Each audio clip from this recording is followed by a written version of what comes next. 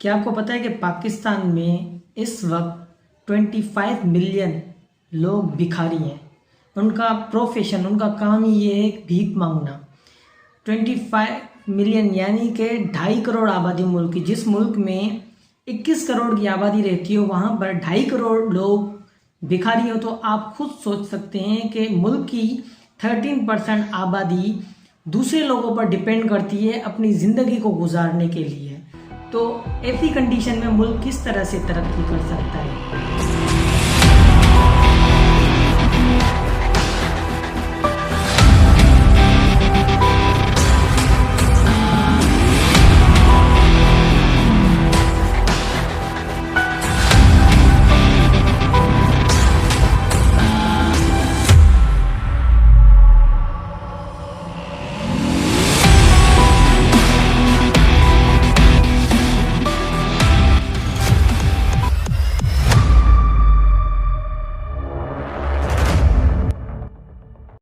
जब कराची के भिखारियों से पूछा गया कि उनकी कमाई क्या है, तो मालूम हुआ कि पर और 3 से 400 रुपये वो कमाते हैं और पूरे दिन में अगर 6 या 7 घंटे वो भीख मांगते हैं तो उनको 16 से 1700 मिल जाते हैं। यानी कि महीने में 50,000 एवरेज एक भिखारी कमाता है। और अगर अच्छी जगह पर, किसी अच्छी दरगाह पर वो बैठ जाए तो लाखों में कमाता है। जबकि पाकिस्तान के अंदर किसी मजदूर की सैलरी, किसी मजदूर की दिहाड़ी 3 से 400 है और अभी 500 हो गई है, और मंथली उसकी सैलरी 15,000 है, और ये भी गवर्नमेंट की तरफ से है। आई थिंक अभी 25 हुई थी। जबकि 25,000 उनको मिलती नहीं है, नीचे की लेवल पर इस चीज़ पर इम्प्लीमेंट नहीं होती है। तो ऐसे में उन लोगों को ये तस्वर मिलता है कि भिखारी हमसे ज़्यादा कमाते हैं, और ये बात भिखारी माफिया को प्रोमोट कर रही है। जबकि ऑफिसर तबका 17 ग्रेड का ऑफिसर, उसकी सैलरी स्टार्ट होती है 60,000 से। यानी कि कितना बड़ा डिफरेंट है। यानी कि यहाँ के अमीर तरीन लोग भिखारी होने वाले हैं। आज की इस वीडियो में हम ये जानने की कोशिश करेंगे कि भिखारी की नफ्सियात क्या होती है। क्योंकि देखो ना, अगर आप किसी के साथ पास कर्जा लेने जाओ, या मैं अगर जाऊं, हालांकि कर्जा ले रहे होते हैं, लेकिन उस वक्त भी हमें शर्मिंदगी महसूस होती है। लेकिन उन लोगों को भीख मांगते हुए लोगों के पाँव में गिर जाने वक्त भी कोई पशेमानी महसूस नहीं होती है। यानी कि वो अपनी सेल्फ रेस्पेक्ट को इस हद तक मजरूह कर लेते हैं कि किसी के सामने हाथ फैलाते हुए उनको थोड़ा सा भी शर्मिंदगी महसूस नहीं होती। और उसके बाद हम ये जानने की कोशिश करेंगे कि ये क्लास यानी कि भिखारी ये वजूद में कैसे आए, हमारी सोसाइटी का क्या रोल है इनको परवान चढ़ाने में। तो वीडियो को आखिर तक देखना। खास तौर पर अगर आपका दिल ना करे तो वीडियो का आखिरी हिस्सा यानी कि द सोशल कॉन्ट्रैक्ट लाजमी देखना, जो आपकी सोसाइटी को बदलने में एक खास रोल प्ले करेगा। और ये सोशल कॉन्ट्रैक्ट जो फिलोसॉफी है, ये रोसो की है, जो कि एक बहुत बड़े फिलोसोफर थे। आप पाकिस्तान की किसी दरगाह पर चले जाएं, दरगाह को तो छोड़ो, वहां पर तो भिखारी ज्यादा ही होते हैं, लेकिन किसी भी चौक पर चले जाओ तो उसी वक्त बहुत सारे भिखारी हर तरफ से आपको घेर लेंगे। हर उम्र के, हर जिन्स के आपको भिखारी मिलेंगे। हर हुलिये में वो आपको नजर आएंगे। छोटे से छोटे बच्चे से लेकर बूढ़े अंकल तक, नौजवान लड़कियों से लेकर नौजवान लड़कों तक, जिनकी शक्ल देखो तो आपको यकीन भी नहीं आएगा कि ये भीख क्यों मांग रहा है। और उनका हुलिया कुछ इस तरह से होगा कि अगर आपको एक पर तरस ना आए तो दूसरा आपको नहीं छोड़ेगा। किसी ने हाथ में एक्सरे की रिपोर्ट पकड़ी होगी तो किसी ने बूढ़े अंकल को चेयर पे बिठाया होगा, किसी ने अपने मासूर बच्चे को हाथ में उठाया होगा, अपनी गोद में लिया होगा, किसी के सर पर खून आलूद पट्टी बंधी होगी, तो किसी को मिर्गी के अजीब किस्म के दौरे पड़ रहे होंगे। और उस वक्त जब आपकी शॉपिंग की बैग से बचा हुआ आखिरी नोट उनकी नज़र हो जाता है तो सारे के सारे भिखारी आपको लिपट आते हैं। आपकी जेब में पैसा भी नहीं होता है, लेकिन उसके बावजूद भी आपका दिल करता है कि उन लोगों को कुछ न कुछ दे दो। हालांकि आपको ये बात मालूम होती है कि इनमें से कई ज़्यादा लोग सिर्फ ढोंग रचा रहे हैं। ये जो इनकी पट्टी है, या इन्होंने जिस बूढ़े को व्हील चेयर पे उठाया हुआ है, या जिस बच्चे को इन्होंने हाथ में पकड़ा हुआ है, इस चीज़ का इससे कोई ताल्लुक नहीं है। क्योंकि वो जो भीख है वो उस नौजवान लड़के को मिल रही है जिसने उस माजूर बच्चे को उठाया हुआ है। लेकिन उसके बावजूद भी वो ऐसे ढोंग रचाते हैं कि आपको उनको पैसे देने पड़ते हैं। वो देखकर समझ जाते हैं कि कौन हज पर जा रहा है, कौन सा नया जोड़ा है और कौन सा जोड़ा डेट से आ रहा है। हज पर जाने वाले लोगों को शहादतें देंगे और डेट से आए हुए नौजवानों को जोड़ी सलामत होने की दुआ करेंगे और नए नवेली शादी वाले जोड़े को वो बच्चे की खुशखबरी सुनाएंगे और बूढ़ों को जन्नत की और लंबी उम्र की बिशारत भी यही लोग देते हैं। तो ऐसे में वो ऐसे ढोंग रचाते हैं कि आप ये 10 रुपये के बदले में डील करना चाहते हो। ये भिखारी ये जानते हैं कि कौन सा लफ्ज़ आपके दिल पर असर करेगा और ये जानते हैं कि किसको जहन्नम की धमकियों से डराना है और कौन डरकर उनको पैसे देगा।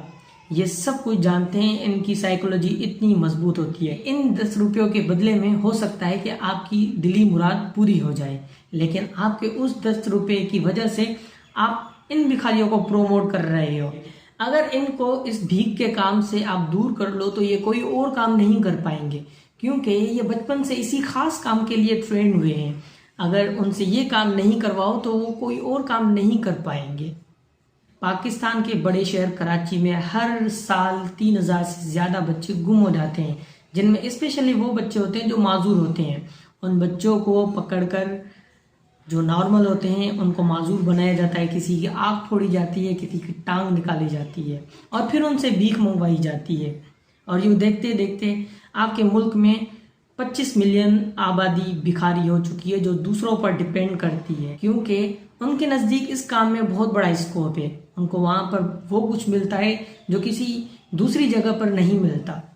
कुछ भिखारी जो अपने बच्चों का इस्तेमाल करते हैं, और कभी कभार तो ये भी बातें सुनने में आती है कि वो भिखारी अपने ही बच्चों के किसी की आँख निकाल लेते हैं, किसी की टांग खुद तोड़ देते हैं और माजूर करके खुद ही उनसे भीख मंगवाते हैं। और कितना रोने का वो मकाम होता है, लेकिन उस वक्त भी उनको यही पता होता है कि ये आँख इसके किसी काम की नहीं है। इस आँख के बदले में इसका हुलिया कुछ ऐसा हो जाएगा कि लोगों को लगेगा कि इसकी दुआओं में बहुत बड़ा असर होगा, और इस वजह से लोग उनको ज़्यादा पैसों से नवाजते हैं। वैसे एक और चीज़ आपको बताता चलूँ कि कुछ मुल्क भी इन्हीं भिखारियों की तरह अपने हालात बेहतर नहीं करते। कोई तरक्याती काम नहीं करते, अपने सिस्टम को बेहतर नहीं करते और कुदरती आफतों का इंतज़ार करते हैं, और फिर जब कुदरती आफतें आ जाती हैं तो उसके फ़ोटो और उसकी वीडियो बनाकर दुनिया के तरक्की याफ्ता मुल्कों के पास भेजते हैं और कहते हैं कि हमारी मदद करो। और वही तरक्की याफ्ता मुल्क उनकी हालत पर रहम खाते हैं, बिल्कुल उन भिखारियों के सामने जैसे आप रहम खाते हो।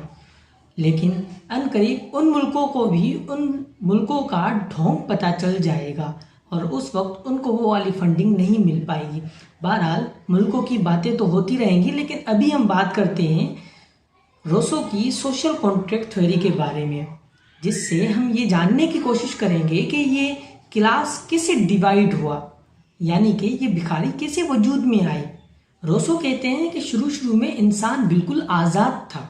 रूसो कहते हैं कि आज़ादी आपको बराबरी के बगैर कभी भी नहीं मिलेगी, और वही बराबरी जब शुरू में इंसान जंगल में रहता था तब मुकम्मल तौर पर आज़ाद था। वो जंगल जहाँ पर आजकल आपके शहर बसते हैं, उन जगहों पर आपने अब शहर बनाए। तब अच्छा और बुरा इंसान नहीं हुआ करता था, इंसान बस इंसान था। वो यहाँ वहाँ घूमता रहता था और जब उसका दिल करता था तो वहीं के किसी पेड़ का फल निकाल कर खाता था। कोई प्राइवेट प्रॉपर्टी नहीं थी, किसी की ज़ाती मिल्कियत नहीं थी, सारी चीज़ें सारे इंसानों की थी। कोई जानवर अगर जा रहा है तो वो उसका शिकार करके अपना पेट भरने के लिए उसे खाता था, जैसे बाकी के जानवर आजकल करते हैं। यानी कि कोई भी किसी को जवाबदेह नहीं था, हर कोई बिल्कुल आज़ाद था। लेकिन उसके बाद इंसान को चीज़ों को परफेक्ट बनाना था। परफेक्शन का कॉन्सेप्ट इंसान के जहन में तब आया जब उस इंसान ने महसूस किया कि कुदरती आफतों की वजह से या कभी कभार उसके इलाके में जब सारे फल और फ्रूट ख़त्म हो जाते हैं या सारे जानवर वहाँ से भाग जाते हैं तो उसको यहाँ वहाँ दर बदर होना पड़ता है पेट भरने के लिए। तो उसने चीज़ों को परफेक्ट करने के लिए जानवरों को पालना शुरू किया और उसने एग्रीकल्चर रिवॉल्यूशन लाया, जिससे क्या किया, उसने खेती बाड़ी की ताकि खाने का प्रॉब्लम ना आए, और आफतों से बचने के लिए उसने अपना घर बनाया। और ऐसे में उसके जब बच्चे पैदा हुए तो ग्रुप की शक्ल अख्तियार करने लगी, इसकी सोसाइटी बनने लगी। और जब ये सोसाइटी बड़ी होने लगी तो इनके जो बड़े बड़े ग्रुप से वो स्प्लिट हुए, यानी कि एक फैमिली अलग हुई। यानी कि यूँ फर्ज करो कि एक बंदा है, उसका बेटा पैदा हो, उसके 2 बेटे पैदा हुए, और ऐसे ही उनके जब और ज़्यादा बच्चे होने शुरू हुए तो इनके ग्रुप्स और बड़े होना शुरू हुए। तो वो जो बाप था उसके दोनों बेटों में से एक ने एक गांव बनाया, दूसरे ने दूसरा गांव बनाया, ऐसे गांव वजूद में आए। तो ऐसे में क्या हुआ कि जब एक गांव के लोग अपने खाने की तलाश में या किसी वजह से दूसरे गांव में जाते थे तो उनको महसूस हुआ कि उनका गांव हमारे गांव के मुकाबले में बेहतर है, क्योंकि परफेक्शन का कॉन्सेप्ट इंसान के जहन में आ चुका था। तो उस इंसान ने क्या सोचा, जब आप देखो कंपटीशन आपके अंदर पैदा होता है तब आप क्या करते हो। जब आपको कोई अच्छा लगता है, किसी की बातें अच्छी लगती हैं, तो आप क्या करते हो, उसकी बातें मजीद सुनते हो, यानी कि उसके अंडर में आना आप शुरू कर देते हो, या तो कभी कभार आप उससे बेहतर होना शुरू कर देते हो और उस पर डोमिनेट बन जाते हो। यही इंसान के साथ उस टाइम हुआ कि उन्होंने जब दूसरे गाँव वालों को अपने आप से बेहतर देखा तो उन्होंने उन पर हमला करके उनकी जायदादें हड़प करना, उनका इलाका हड़प करना शुरू किया।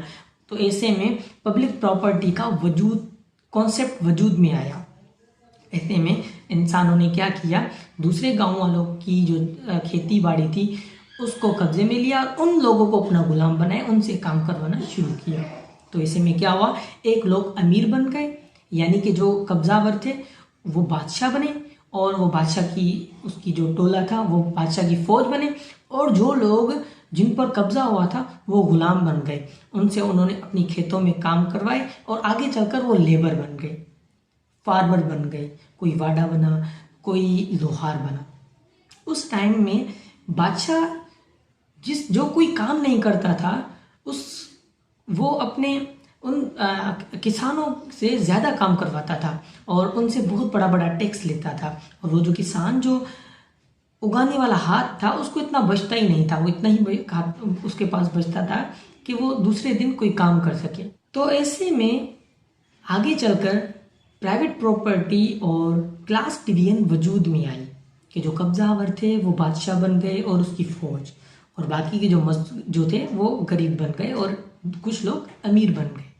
तो गरीबों ने महसूस किया अमीर जो कुछ करता नहीं है उसके बावजूद भी उसको इतना कुछ मिल रहा है, क्योंकि उस जमाने में प्रॉपर्टी के नाम पर सिर्फ एक ही चीज़ थी, खाना, उसके अलावा और की कोई चीज़ नहीं थी। जो पैसा है वो भी अभी जाकर वजूद में आया है, उस टाइम वो पैसा भी नहीं था, जायदाद के नाम पर सिर्फ और सिर्फ खाना था। तो एक लोग बैठ कर खाते थे और दूसरे काम करने के बाद भी वो खाना नहीं खा पाते थे। तो उन्होंने रिवोल्ट किया, जंगें की, यानी कि पहली जंग प्रॉपर्टी बनाने के लिए, यानी कि एक ज़मीन पर कब्जा करने के लिए हुई, और दूसरी जंग जो हुई वो उसी प्रॉपर्टी को वापस आम इंसानों में डिस्ट्रीब्यूट करने के लिए हुई थी, जो फार्मर्स ने की थी। तो उसके बाद उन गरीबों ने रिवोल्ट किए, बादशाहों के साथ जंगें की, ताकि उनको भी वो बेसिक राइट्स हासिल हो सकें जो बादशाह को हासिल हैं और उसकी फौज को हासिल हैं। तो फिर बादशाह या अमीरों ने क्या किया, उन लोगों को पॉलिटिकली टेक्निकली बेवकूफ़ बनाना शुरू किया। उनको कहा कि आप हमारी पॉलिटिकल सोसाइटी को ज्वाइन करो और यहाँ पर देखो हम इंसान हैं, हम बात कर भी मसले हल कर सकते हैं। लेकिन उसके बाद वो वोटिंग वाला सिस्टम शुरू हुआ और चीज़ें जो हैं वो नॉर्मल नहीं हुई। जैसे कि वो जो कब्जा खोर थे जिन्होंने पहले कब्जा किया, वो वाली ज़मीनें बाकी लोगों में डिस्ट्रीब्यूट नहीं हुई। रोसो कहता है कि ताकतवर कमज़ोर, खूबसूरत बदसूरत, छोटा बड़ा, ये फ़र्क तो कुदरत ने किया है, लेकिन अमीर गरीब का फ़र्क कुदरत ने नहीं किया है, ये अननेचुरल है। अमीर के पास क्या है, ज़मीन, जो उसने कब्जे से हासिल की है, उस ज़मीन की वजह से ही वो अमीर बनाए, क्योंकि उस ज़मीन के टुकड़े पर वो किसानों को बिठाता है और मज़दूरों से मजदूरी करवाता है। उसके बाद जो फसल उगती है उस फसल का बहुत बड़ा हिस्सा वो खुद के पास रखता है, और वो जो किसान है, वो जो मजदूर है, उनको बहुत छोटा हिस्सा देता है। इतना देता है कि वो कल फिर से काम पर वापस आ सके। तो ये जो अमीर और गरीब का फर्क है, ये फर्क अननेचुरल है, ये कुदरत ने नहीं किया है, ये हम इंसानों ने किया है। इस वजह से इस फर्क को खत्म होना चाहिए। साथ में रोसो कहता है कि प्राइवेट प्रॉपर्टी का कॉन्सेप्ट गलत नहीं है, क्योंकि कुदरत ने जो फर्क रखा है, यानी कि कुछ लोग ज्यादा टैलेंटेड होते हैं और कुछ मुख्तलिफ चीजों में टैलेंटेड होते हैं, उस बुनियाद में कुछ लोग आगे बढ़ जाते हैं। तो प्राइवेट प्रॉपर्टी का कॉन्सेप्ट कम खराब नहीं है, लेकिन आप फंडामेंटल बेसिक प्रिंसिपल ऐसे बनाओ कि कोई भी बंदा बेसिक लेवल की लिबर्टी हासिल कर सके।